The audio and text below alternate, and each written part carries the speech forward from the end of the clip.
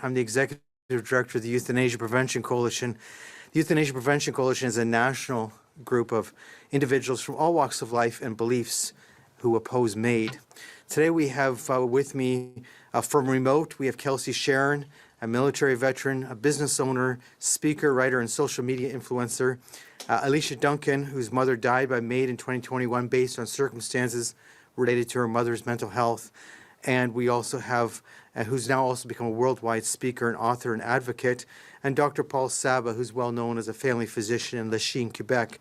Today we're speaking about Bill C-218, which is a private member's bill that was sponsored by Tamara Jansen to exclude mental illness as being a grievous and irremediable medical condition.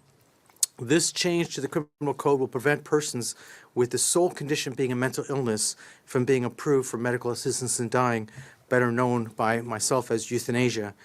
Canada legalized euthanasia by creating an exception in the criminal code for homicide. Therefore, MAiD, or euthanasia, has enabled doctors and nurses, nurse practitioners, that is, to poison their patients to death. Literally. The issue of MAiD for mental illness brings other questions to the debate, such as, is the request to be have their life ended part of a symptom, or is it part of their mental health condition? Is the person fully competent to consent to be killed? Could the person recover with treatment in the near future? I want to share a story with you quickly, one that I received from one of our supporters who wrote. Her name is Catherine, and she wrote, it's been more than 4,600 days since my suicide attempt. Leading up to it, I'd been diagnosed with a cornucopia of mental illnesses. She says, I felt at the time that even if my situation could get better in the future, I was too exhausted to continue to live until it did improve. I had been so highly medicated and sleep deprived that I was convinced, beyond all arguments, that I needed to die to end my suffering. At that time, my suicide attempt was what resulted in me being unable to attend school. I was unable to sleep through nights, and due to night terrors and psychotic detachment and psychotic detachments from reality. While awake, I experienced almost hourly panic attacks, which wreaked havoc on me. I was underweight. I was exhausted. And she says she wanted to die, but she was happy that her medical practitioners, her caregivers, never suggested that she should be dead. And this is what she wrote. She said, recently I got married and my husband and I are expecting our first child. I was able to finish high school. I got my college diploma. I have maintained ongoing full-time employment. I received the support I truly needed and no longer require medication to live a fulfilling, beautiful life. I cannot remember the last time I had a panic attack. I look forward to the years ahead of me now and enjoy the days as they come, even when I might feel tired or discouraged.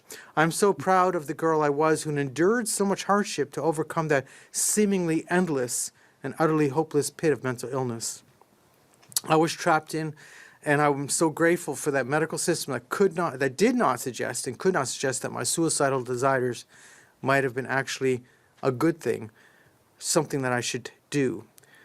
I would have sought it wholeheartedly. I am moved to grief when I consider the difference between life and death for me, and that I could have easily had a different outcome. Then she says, Canadians deserve better mental health care than death. Canadians deserve dignity. Canadians deserve more than euthanasia. There are many Catherines in Canada who need the law to protect them, not kill them. I will now turn to Kelsey Sharon to share her message. Kelsey, as I said earlier, is a combat veteran who's dealt with issues related to PTSD post her service to our country. Kelsey. Thank you, Alex. Hi, everyone.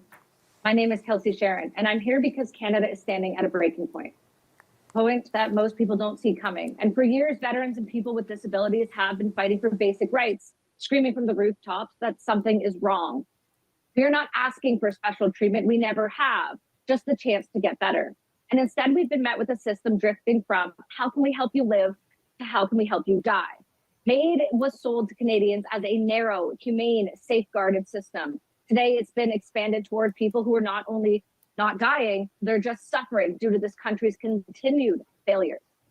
This shift was very terrifying from Canada. We now have well over 20 documented veterans who have reached out for help and instead were offered MAiD. In September, one actually accepted it. I want to make something very clear today. There is nothing more than human rights violations happening right now by this government. The right to life, the right to medical care, the right to meaningful support, all eroded by a government that has decided some lives, and 96% of those white lives, are simply too burdensome to protect. Specific groups like Dying with Dignity Canada are at the heart of this push, lobbying to normalize death as a treatment option, waking up every morning trying to get more people to kill themselves, while vulnerable Canadians are left without real choices. In leaked memos that I dropped this week, going back to 2021, we have proof of current sitting MP Elizabeth May, Parliament member and then leader of the Federal Green Party, Adam Olsen, as well as Murray Rankin, all illegally pushed a non-citizen, non-resident, non-tax-paying Canadian to get MAiD. And instead of addressing the conditions that make life unbearable in this country, like the constant trauma, disability, over-immigrants, poverty, our government is making death more accessible than they are treatment. That's not progress, that's moral collapse. The treatments that could actually save lives, like advanced therapies for PTSD, depression, and chronic trauma, remain trapped behind bureaucracy, fear, and political cowardice. Other nations are pioneering recovery, while Canada is pioneering resignation. And while this is happening, closed-door meetings are already underway to expand MAiD even further in 2027. Absolutely no transparency, no accountability, no consent from people who have risked their lives. And anybody, and I mean anybody, who speaks out becomes a target of these organizations. I know this because I have been personally targeted by the government and by the organizations Dying with Dignity pushing this agenda, begging for money to stop people like me and silence us online. I am not alone, and other whistleblowers, veterans, advocates, and disabled Canadians are being discredited, intimidated, or silenced because they expose the truth, that this system is failing and that some people would prefer that we don't talk about it. Offering death to somebody who came forward asking for help is not medical care. It's a betrayal of duty and a breach of fundamental human rights. A nation shows its value by how it treats its most vulnerable. And right now, Canada is sending a message to the world. Your life is optional and your suffering is inconvenient. This cannot continue, not for veterans, not with people with disabilities, and not for anybody else. Canada has chose a different path, one where treatment has become termination, where community replaces isolation, and where hope is considered a responsibility, not an afterthought. Human life is not a budget problem or a line item. Trauma is not a reason to offer a death sentence. Suffering is not an excuse for the government to step back and call it mercy. We need leadership, real leadership, that believes people can recover. We need policies that protect life, not manage death. And we need a healthcare system that actually refuses to abandon its people that it was built to serve. Canada is crossing a line no free country should have ever crossed in the first place. Veterans, the disabled, and people in poverty are being offered death instead of treatment every single day. This government has violated human rights by making MAiD easier to access than care. Groups like Dying with Dignity are the ones pushing it. We have more than 20 veterans. This is no longer compassion. This is state-sponsored killing. And I speak out because I have been targeted by these death cults and this government directly. Others have, and we are not backing down. And a nation that offers death instead of help has lost its way. And I'm here to drag it back. Thank you. Alicia Duncan became involved with this issue after her mother died by MAiD. Alicia, please share your message. Good morning. My name is Alicia Duncan, and I am here today as the daughter of Donna Duncan, who died through Canada's medical assistance and dying regime, becoming the first MAiD death in history to trigger a police investigation. A single moment changed the course of her life. A concussion in February 2020 marked the beginning of her mental and physical decline. Over the next 20 months, her symptoms worsened. She became anxious, depressed, and paranoid, turning to the medical system for answers. But test after test revealed nothing. Her weight was dropping drastically with no clear explanation, and with it, her hope of recovery. When she brought her MAiD request to her longtime physician, he refused to assess her, believing she wasn't engaging with treatment. But under the law, he was required to refer her to someone who would. We would later learn from her medical records that she was consuming roughly 800 calories a day, so frail that the two clinicians who assessed her, nurse practitioner Sean Young and Dr. Grace Park under the Fraser Health Authority, interpreted this as a reasonably foreseeable death. Her MAiD procedure was scheduled for 2 days later. But my sister and I saw what the assessors did not, and in a last-ditch attempt to save her life, we provided evidence to a provincial court judge who halted her MAiD appointment to allow for psychiatric assessment. When our mom learned her death had been postponed, she attempted to end her own life and was placed on a temporary involuntary hold in the very psychiatric unit she once managed. She had spent her career as a psychiatric nurse caring for people in crisis, but when she needed care, psychiatrists deemed her capable, despite every indicator of the opposite, and released her, knowing she was returning home to pursue MAiD. 4 hours later, my sister and I received texts from her common law partner. She was gone. There was no chance for a final conversation. We said goodbye to her frozen body in a crematorium, the IV used to inject the MAiD drug still in her arm, inches above the incision from her suicide attempt days earlier.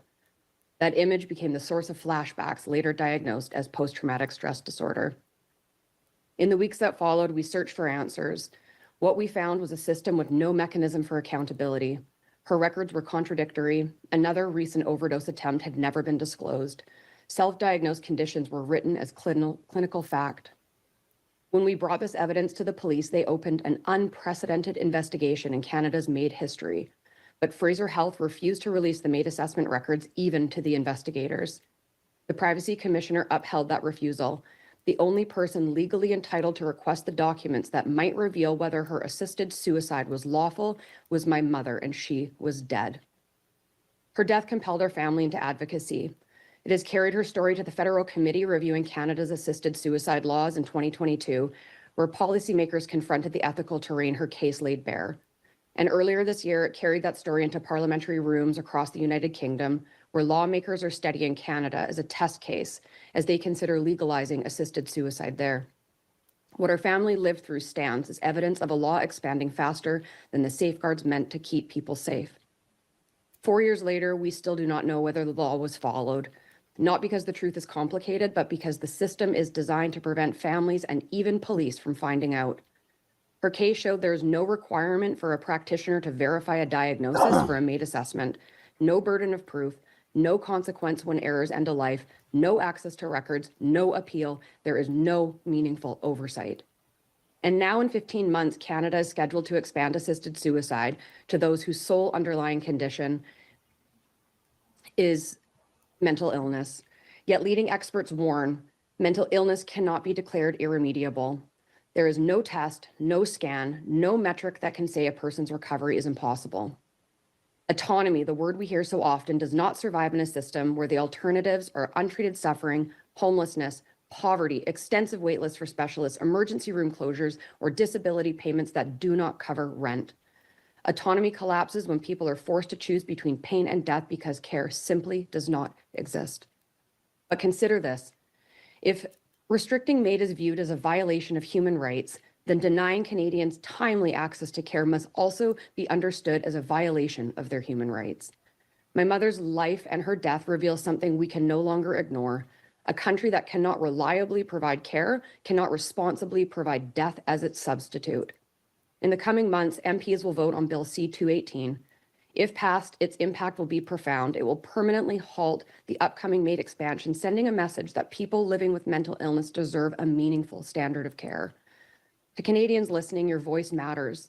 Call your MP, visit their office, tell them what this issue means to you, because if someone you love is ever in a moment of crisis and approved for MAiD, with no legal recourse to protect them, this moment may come back to you with a question you cannot undo. What if I had spoken up? And to members of Parliament, you are not casting a vote on ideology. You are casting a vote on whether mental illness is met with treatment and dignity or with a state-sanctioned death, and whether stories like my mother's become rarer or more common. History will not remember the talking points or the politics of this moment. It will remember the lives saved or lost because of the choice you made. If Canada is going to defend the right to die with dignity, then we must first defend the right to live with dignity. Thank you. Thank you, Alicia. Thank you for your emotional and personal story.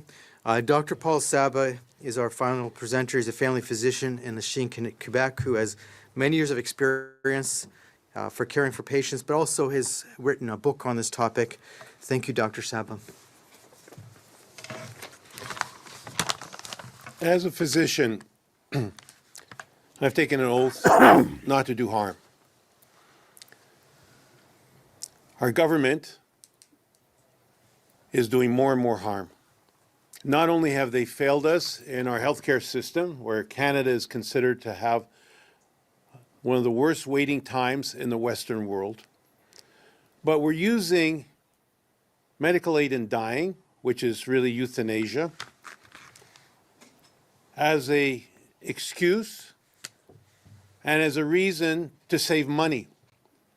Now, I don't make these allegations frivolously. There's a study published this year in Sage Journal, which explored the potential cost savings to governments by expanding euthanasia to include vulnerable groups, and mostly those vulnerable groups include those with mental illness. They also looked at the homeless, drug users, retired elderly, and Indigenous communities.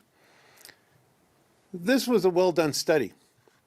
They estimated from now till 2047, so it's approximately 20 years, there'd be a savings of $1.273 trillion, with an estimated 2.6 million deaths of patients, mostly who are mentally ill, and the elderly. So they found that it was skewed mostly for the mentally ill. The question I have is, our government, our Canadian government and our provincial governments, promoting and expanding assisted death, including the mentally ill, which will be coming up in March of 2027, for financial incentives? That's a big question, but I think the answer is very clear. They're looking to save money. And this is unconscionable, it's unacceptable, and it's unethical. And as a physician, I refuse to participate in that. So, why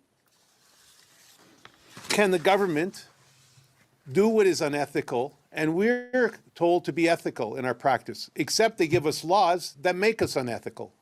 Unethical because they want us to participate in killing people, many who have many years left to live. Because when the law first came out, they were saying, well, when people are going to die in the foreseeable future, you know, it's understandable. They're going to die anyway. And they try to sell us that. But the problem is, with diagnostic errors, 1 in 5 people who are told they have a cancer may not have the cancer. There's errors in diagnostic errors for severe illnesses. And I have examples of that in my own practice. One patient who I saw a number of years ago, we came with a cough, we did a chest x-ray, and the x-ray report showed probably lung cancer. We did a CT scan, same thing. We went on, and at one point he even said to me, Dr. Saab, you know, I know you're opposed to assisted suicide and euthanasia, but you know, I'm not of the same philosophy, and if it's my time, it's my time. But fortunately, I was able to convince him with his daughter to undergo a lung biopsy. We found he had lymphoma, and years later, he's still alive. He was an engineer in his 50s, and this is a little bit over 5 years ago. So there are diagnostic errors, prognosis. And now we're talking, you know, we know that it's like flipping a coin, who's going to live and who's going to die. But despite that, the government went ahead and pushed ahead for euthanasia laws for people seeing their lives ending in the foreseeable future, whatever that means, foreseeable. That was kind of supposed to be a term for terminal illness, but we never know exactly always who is terminal.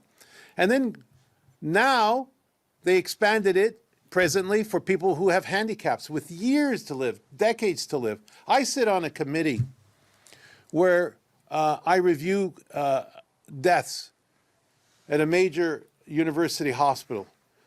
And when I look over all the reasons that are given, most of the reasons have nothing to do with physical suffering, because the patients are well controlled with physical suffering. It's isolation. I don't want to be alone. I'm alone. I don't want to be a burden. I don't have the same abilities I had before. And these are the reasons people give, and they're signed up and are allowed to sign up to be euthanized.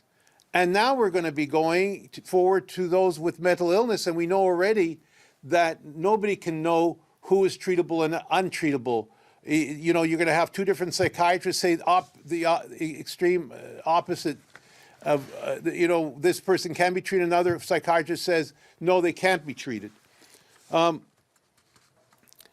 And from a legal standpoint, people requesting, they say because they have to volunteer, those requesting medical aid in dying do not meet the condition of free and informed consent because the desire to die in most cases is a symptom of mental illness. Bill C-218, which will be voted later this year in Ottawa, will stop euthanizing people with mental illness as the sole criteria and must be supported by our members of parliament who value life. Otherwise, they're just saying, we don't value life, and life is cheap and has no value. Le projet de loi C-218 mettra fin à l'adoption de l'euthanasie, aide médicale à mourir, des personnes atteintes de troubles de santé mentale comme seul critère. Dans la plupart des cas, le désir de mourir est un symptôme de maladie mentale. 90% des personnes qui mettent fin à leur jour sont atteintes d'un trouble mental au moment de leur suicide. La plupart des personnes qui ont tenté ou réussi à se suicider ne veulent pas mourir. Ils veulent plutôt échapper à leur détresse émotionnelle. Selon une étude de Harvard School of Public Health, 90% des personnes ayant tenté de se suicider sans succès ne se sont pas suicidées après le traitement. Avec le bon traitement, le suicide a disparu. I want to say this in English, it's very important. 90% of people in a Harvard study who tried to kill themselves and weren't successful after treatment, after after they were treated because they were treated and they weren't successful in their attempts, they did not want to die. La plupart des personnes atteintes de troubles mentaux ont besoin de soutien psychiatrique, de psychologues et de travailleurs sociaux. Beaucoup vivent dans des situations financières et sociales précaires. Ils ont besoin d'un soutien financier, notamment d'un logement abordable et d'une sécurité alimentaire. Le système social et de santé canadien est déficient pour les personnes ayant des problèmes de santé mentale. Au Québec, le délai moyen d'attente entre la référence à un psychiatre et le traitement est de 5 mois. With this law, where they're going to allow 90 days for a waiting time, you know, and in Quebec, when I refer somebody to a psychiatrist, it's 5 months. They'll have had themselves euthanized before they even get to see their psychiatrist. Les psychologues sont rares et rarement accessibles dans le système public. Il est temps que les députés fassent preuve de solidarité et soutiennent les personnes atteintes de troubles de santé mentale. Ils ont besoin de soins, de traitement et de soutien. Ils ne doivent pas être euthanasiés. Les parlementaires doivent mettre fin à l'aide médicale à mourir pour les personnes atteintes de troubles mentaux. Ils doivent voter en faveur du projet de loi C-218 et non pour l'euthanasie des personnes ayant des problèmes de santé mentale. Thank you, Dr. Sabas. So Bill C-215 will have its first hour debate today in Parliament. It will receive its second hour debate in later February, and it'll be voted on in early March. So we're really hoping that members of Parliament look at this issue properly and recognize the victims who might be dying by euthanasia if this is not passed, and who really needed proper care and not death. Thank you. Thank you. Merci. For the reporters who joined on Zoom, if you have a question. I'm going to forego any questions. I don't think there is any, but I hope you'll leave your comments and your suggestions down common area. And we'll be back. Have a good morning. We'll see you then. Bye.